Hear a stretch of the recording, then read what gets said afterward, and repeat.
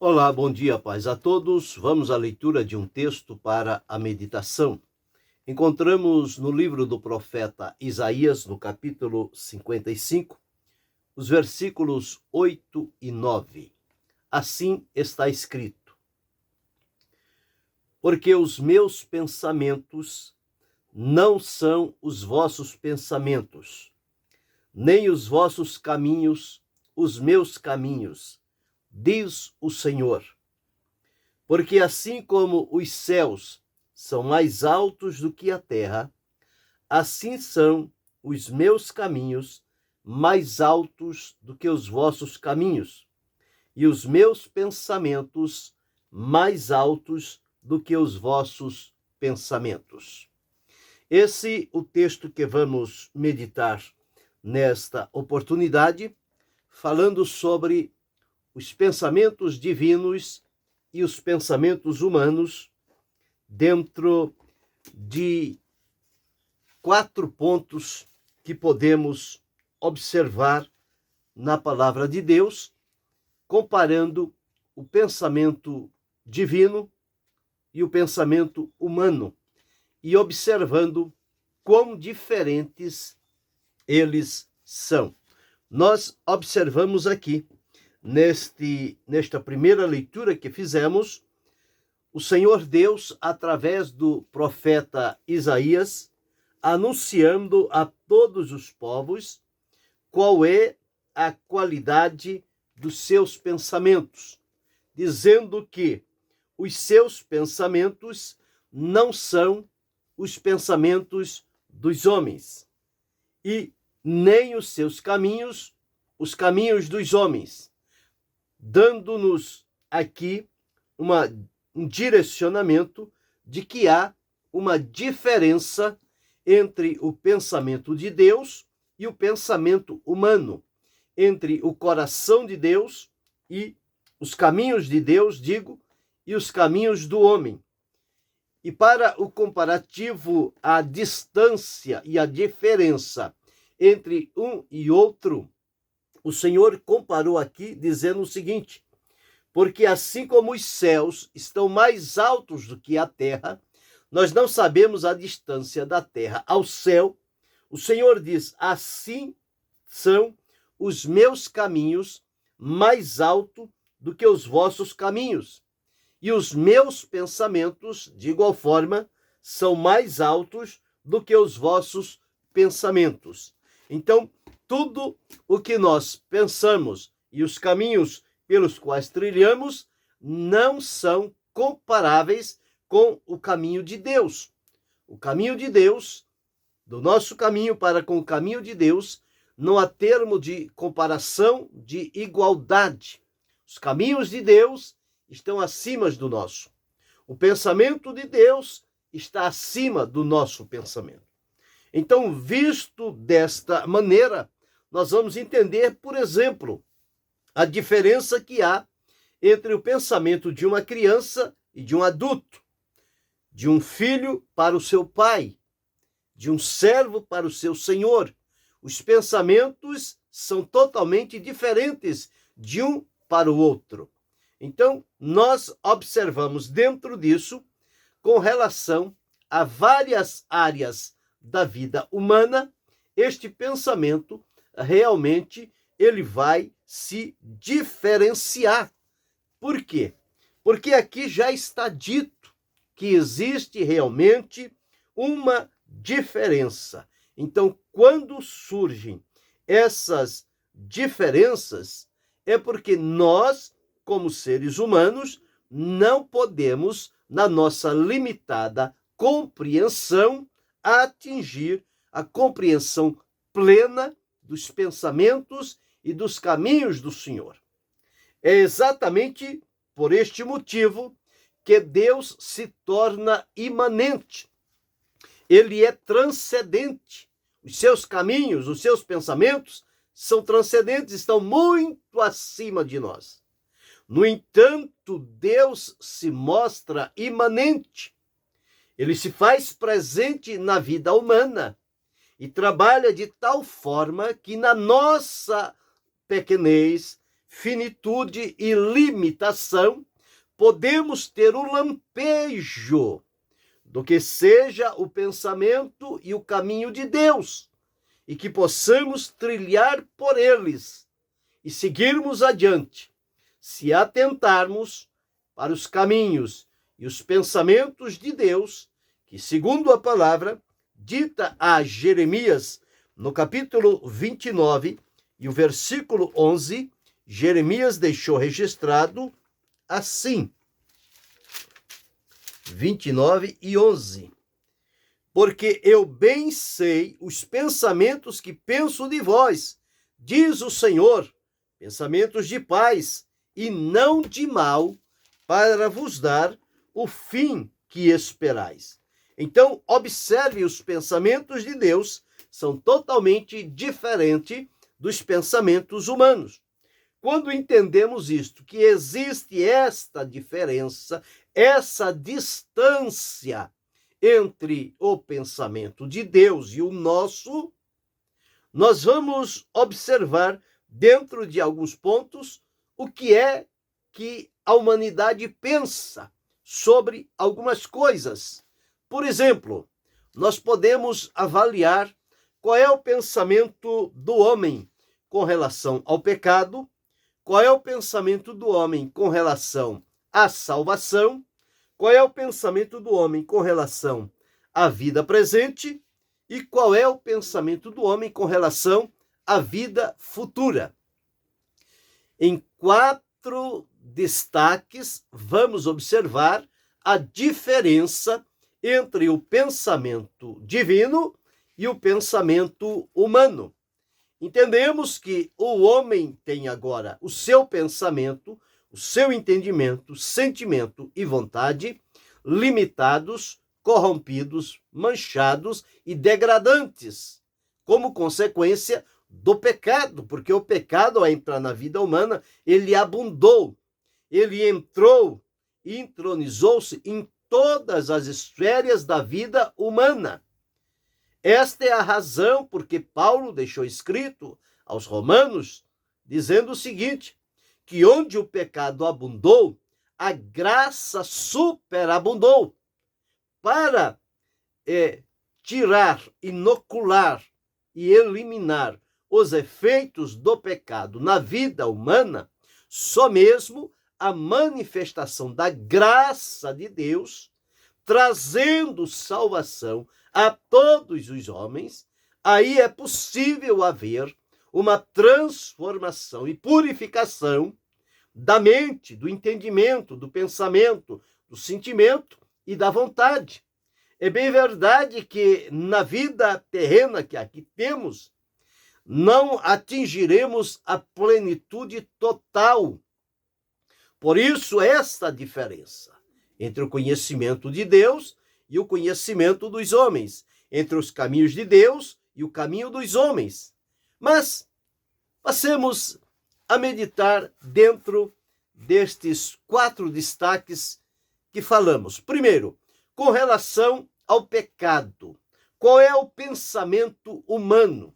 Como é que o homem enxerga o pecado?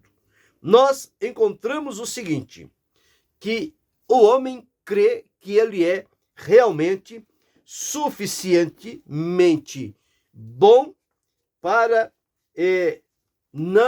poder ter acesso à entrada no céu, na morada celestial. Este é o pensamento humano. Ele se acha, na verdade, autossuficiente, que ele pode.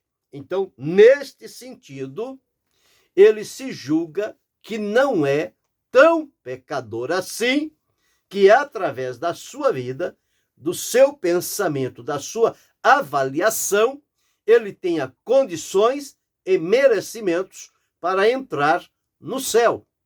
O que a Escritura ensina de forma diferente. A Escritura nos afirma que não há nenhum homem capaz, suficiente em si mesmo para ter acesso direto ao céu, a não ser através do processo da salvação e libertação por Jesus Cristo, para daí então abrir-se esta oportunidade diante de Deus. E como é que o homem crê e se torna autossuficiente? Ele começa a comparar-se com outros da sua natureza e, portanto, se justifica. Como que ia dizer, mas eu não sou como fulano, eu não faço isto, eu não faço aquilo, eu sou bom. E o pensamento humano se domina e a pessoa se ilude, engana-se com estas coisas, acreditando que realmente é assim. Mas quando comparado com a Escritura, vamos entender que não é desta maneira, é totalmente diferente.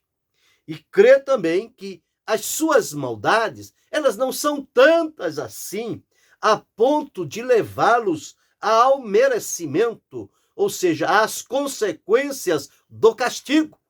Mas uma vez que o homem é pecador, ele está destituído da glória de Deus. Como destituído da glória de Deus, não há como ele justificar-se com alguém igual a ele. Não vai haver a diferença. E não tem como avaliar que a sua conduta, o seu procedimento, são algo natural, normal, da vida comum, e que por isso não haverá consequências. Mas a Escritura nos afirma acerca do pecado que o salário do pecado é a morte. Então observamos no pensamento, com relação ao pecado, o homem acha que isto é algo natural, é próprio da natureza humana. Não é natural, não é próprio. Isto veio como consequência do desregramento moral, do pecado, que instalou-se na vida humana. Bem, isto é o que o homem pensa, que ele é suficiente para salvar-se a si mesmo, comparando-se com outros. Ele se julga melhor e que os seus pecados não são tão graves assim a levá-los a consequências terríveis. E, portanto, que isto é algo natural do seu dia a dia. Agora vejamos qual é o pensamento de Deus com relação ao pecado.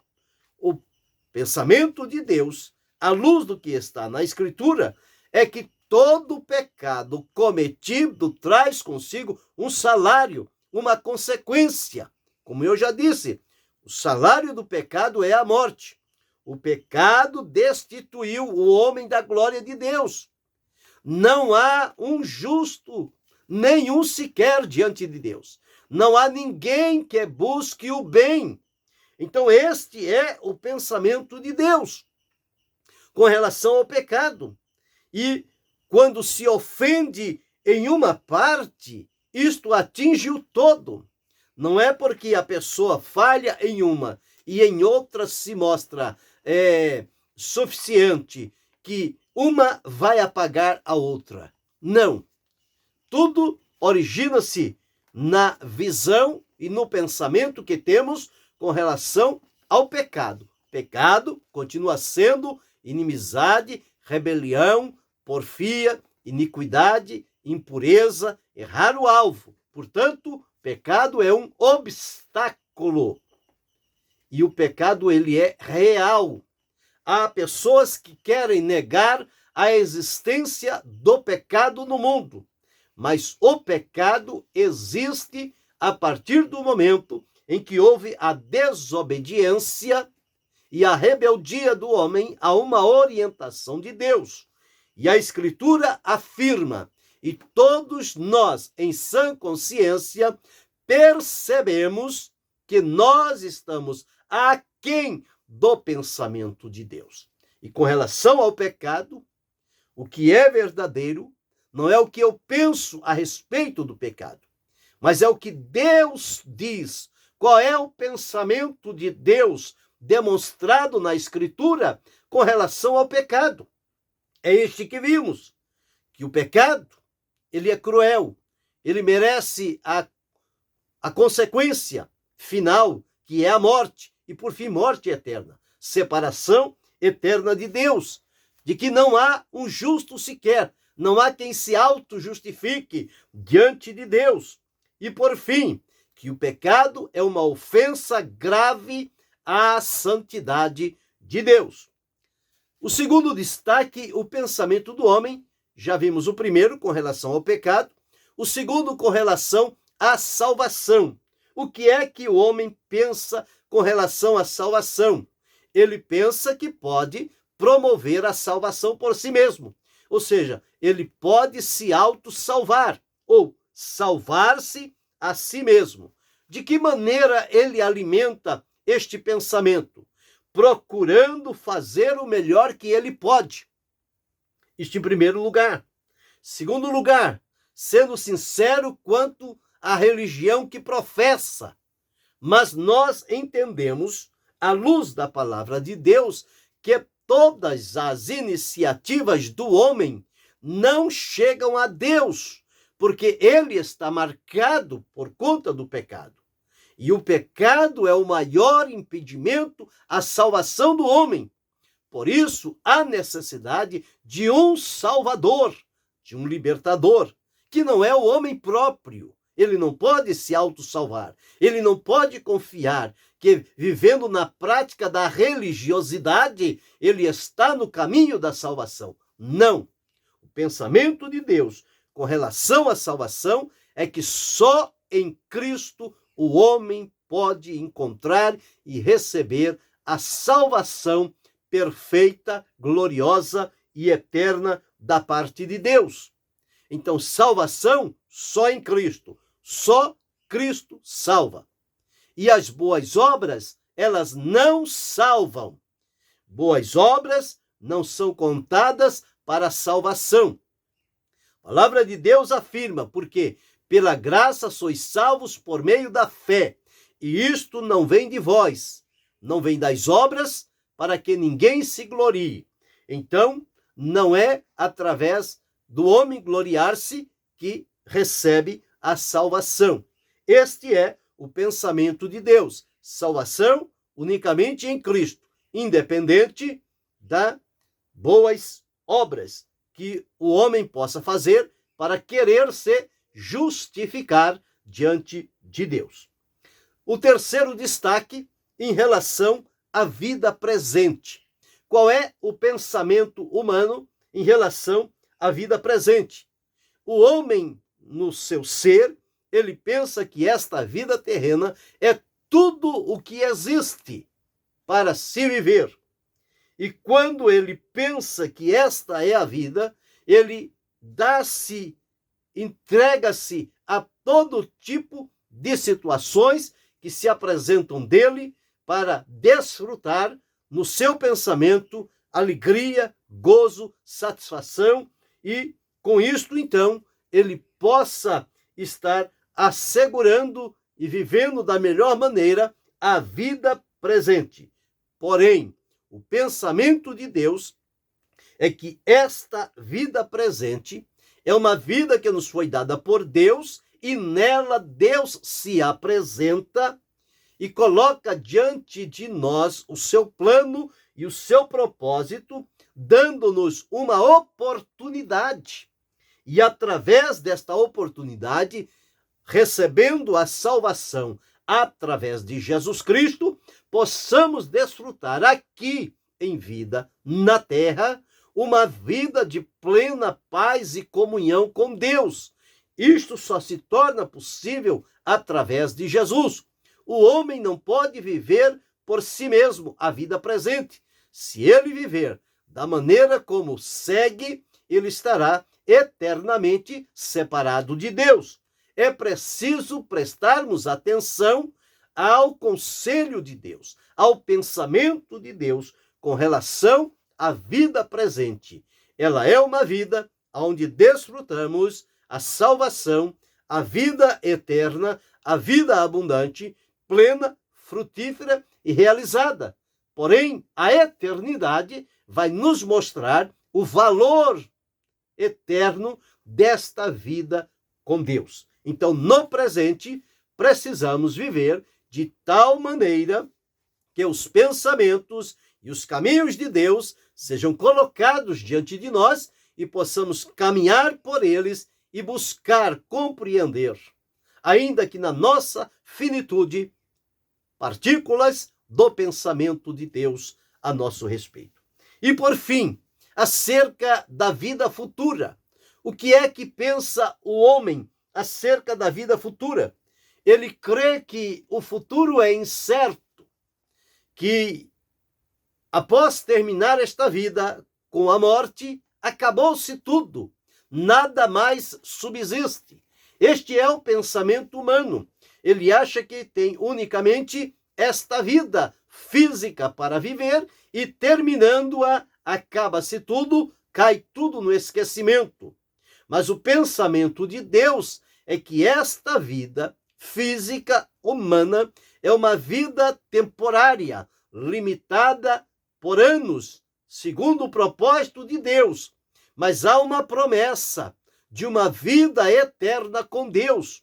Quando o plano de Deus se revelou através de Jesus Cristo, João deixou escrito: porque Deus amou o mundo de tal maneira que deu o seu Filho unigênito, para que todo aquele que nele crê não pereça, mas tenha a vida eterna. Então o Senhor Deus nos afirma que há um céu, há um lar celestial preparado por Deus para aqueles que, salvos por Cristo Jesus, forem encaminhados para lá. Assim como há um lar de glória, um lar celestial, há também um lar infernal, que aguarda aqueles que desprezarem e rejeitarem a oferta de Deus para a salvação através de Jesus Cristo. Então existe somente dois caminhos. Não importa que os homens queiram negar a realidade do castigo eterno do inferno. Jesus pregou e ensinou de maneira clara e inequívoca a realidade do céu e a realidade do inferno. Então, no pensamento humano, o inferno não existe, o castigo eterno não existe. E que, por fim, todos vão ao céu.